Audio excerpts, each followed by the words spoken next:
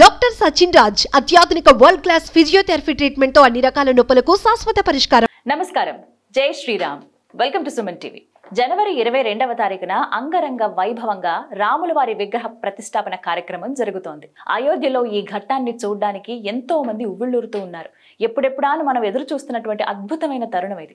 ఈ నేపథ్యంలో సర్వత్రా చర్చ జరుగుతున్నది 22వ తారీఖునే ఎందుకు ఎంచుకున్నారు, ఆ రోజునే విగ్రహ ప్రతిష్టాపన కార్యక్రమం ఎందుకు చేస్తున్నారు అని. సాధారణంగా మన సాంప్రదాయాల ప్రకారంగా చూస్తే పుష్యమాసం ఒక శూన్యమాసంగా భావిస్తారు.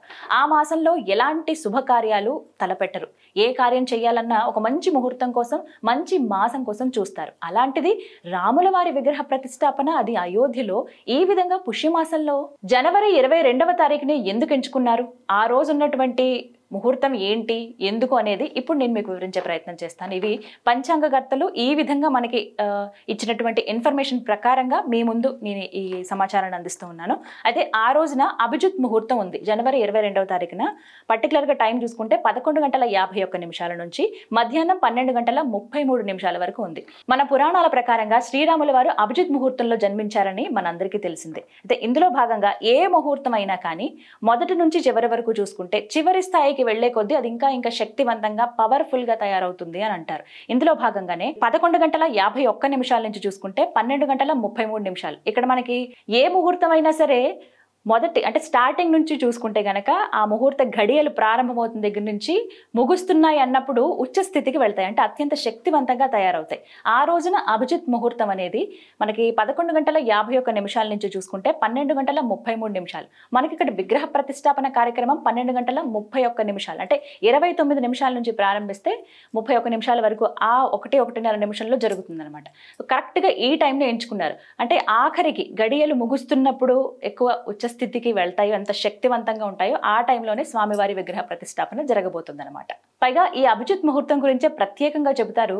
ఇక అభిజిత్ ముహూర్తంకి ఇంకొక గొప్ప విషయం కూడా చెప్తూ ఉంటారు. ప్రత్యేకంగా ఆ పరమేశ్వరుడు త్రిపురాసురుడు అనే రాక్షసుని సంహరించింది కూడా ఈ ముహూర్తంలోనే అని అత్యంత శక్తివంతమైన ముహూర్తంగా కూడా చెప్తారండి. ఎందుకు అనంటే త్రిపురాసురుడు ఎవరైతే ఉన్నారో తనకున్నటువంటి వరంతో, శివుడు అనుగ్రహించినటువంటి వరంతో విర్రవీగుతూ ప్రజల్ని ఇబ్బంది పెడుతూ నానా కష్టాలు పెడుతూ ఋషులను మునులను అందరినీ కూడా చిత్రహింసలకు గురి చేస్తూ ఉంటారు. ఈ నేపథ్యంలో వాళ్ళందరూ కూడా పరమేశ్వర నీవే దిక్కు అని చెప్పి పరమేశ్వరుణ్ణి వేడుకుంటే ఆఖరికి నీవే అతన్ని సంహరించగలవు, తనని కట్టుదిట్టం చేసేది నీవే అని చెప్తే ఎన్నోసార్లు అలా వేడుకొనగా మళ్ళీ శివుడే తన భక్తుడు అయినప్పటికీ కూడా, త్రిపురాసులు శివుడు భక్తుడు అయినప్పటికీ అయినా సరే ఇంత చెడు ఎక్కువగా వ్యాపిస్తోంది, చెడు ఎక్కువగా ప్రజలకు చేస్తున్నారు, ఇబ్బంది పడుతున్నారనే ఉద్దేశంతో అత్యంత కష్టతరంతో ఆయన వెళ్ళి త్రిపురాసురుడిని సంహరిస్తారు.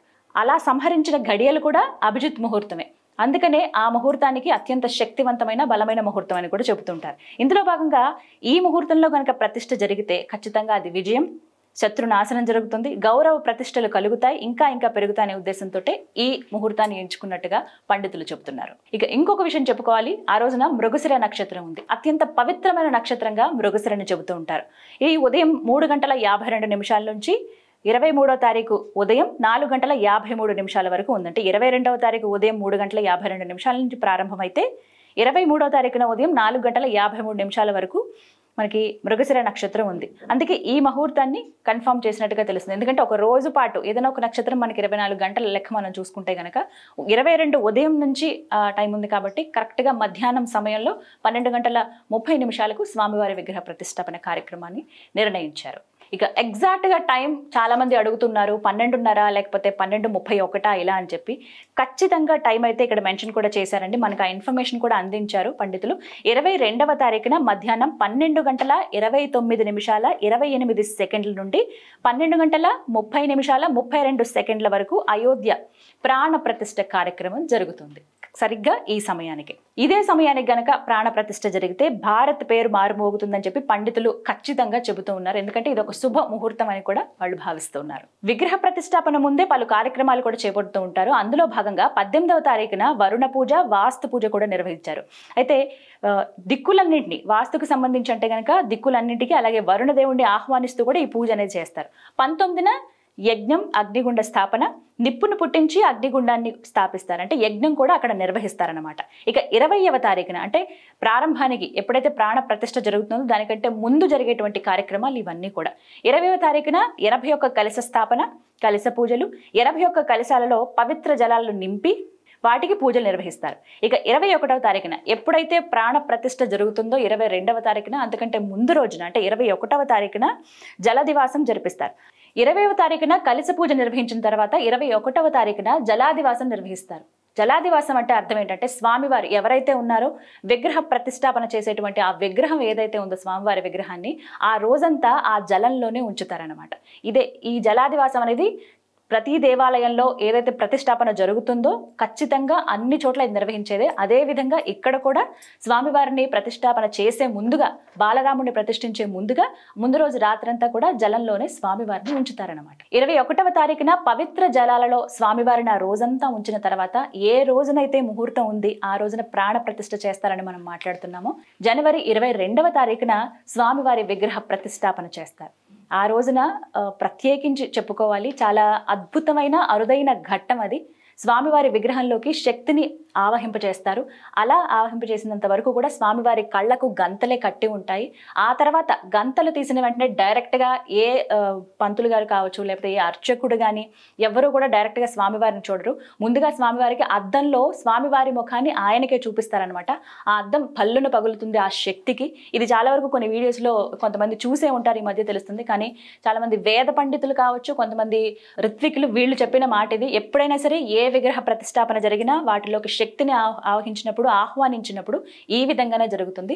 సేమ్ అదే అయోధ్యలో కూడా ఫాలో అవుతున్నారు. ఇందులో భాగంగా కళ్ళ గంతలు తీసిన వెంటనే అద్దం పళ్ళును పగులుతుంది. అప్పుడు ఆ శక్తి అందులోకి వెళ్ళినట్టుగా. ఆ తర్వాత నార్మల్గా మిగతా వాళ్ళందరూ పంతులు గారితో పాటుగా అంటే అక్కడ పూజించే అర్చకుడి దగ్గర నుంచి మిగతా వాళ్ళందరూ దర్శనం చేసుకునే భాగ్యం. అంటే ఆ శక్తిని అప్పుడు మనం తట్టుకోగలం. డైరెక్ట్గా చూస్తే ఆ శక్తిని మానవ మాత్రులుగా మనం తట్టుకునే అవకాశమే లేదు. కాబట్టి ఈ విధంగా ఈ క్రతువు అనేది నిర్వహిస్తారు. ఇక వివిధ పూజా కార్యక్రమాలు జరిగిన తర్వాత సాయంత్రం యథావిధిగా అందరూ దర్శనం చేసుకునే వీలుగా ఏర్పాట్లు అనేవి చేస్తారనమాట. ఇది మొత్తం పూజా విధానం. ఆ రోజునే ఎంచుకోవడానికి ప్రధాన కారణం ఏమిటి అంటే అత్యంత శక్తివంతమైన అరుదైన ముహూర్తం ఇది. పుష్యమాసంలో వచ్చింది కదా, చాలా మంది సందేహం వ్యక్తం చేశారు అసలు ఈ టైం ఎందుకు తీసుకున్నారని. ఆ రోజు జనవరి 22 అత్యంత పవిత్రమైన రోజుగా భావిస్తూ మన రాముల వారు అయోధ్యలో కొలువు తెరుపుతున్న రోజు ఇది. ఆ రోజున మనం కూడా దర్శించుకుని వెళ్ళవలసిన వాళ్ళు, వెళ్ళాలన్న ఆలోచన ఉన్న వాళ్ళు, వెళ్ళగలిగే వాళ్ళు వెళ్ళి అక్కడ దర్శనం చేసుకోండి. లేకుంటే ఇంట్లోనే అక్షతలు కూడా మనకి పంపించడం జరిగింది. ఆ అక్షతలతో పూజ చేసి స్వామివారి అక్షతలు మన నెత్తిన జల్లుకుని మనం పుణ్యులం పావలం అవుదాం. విన్నర్గా ఈ విధంగా 22వ తారీఖున ప్రాణ ప్రతిష్ఠ కార్యక్రమాలు జరుగుతాయి. ఇక ఆ తర్వాత నుంచి యథావిధిగా స్వామివారిని మనం దర్శనం చేసుకోవచ్చు. వెళ్ళగలిగే వాళ్ళు, వెళ్ళదలిచిన వాళ్ళు ఆ రోజున వెళ్ళొచ్చు. ఆ తర్వాత రోజు నుంచి దర్శనం ఉంటుంది కాబట్టి అప్పుడు వెళ్ళే అవకాశం ఉన్న వాళ్ళు వెళ్ళండి. లేకున్న వాళ్ళు హ్యాపీగా ఇక్కడే మనం ఉన్న దగ్గరే ఆ స్వామివారిని తలుచుకుని ఎప్పటికైనా మాకు ఆ దర్శన భాగ్యం కలిగించు స్వామి అని వేడుకుని తరిద్దాం. ఇది ఇవాళ వీడియో. నమస్తే.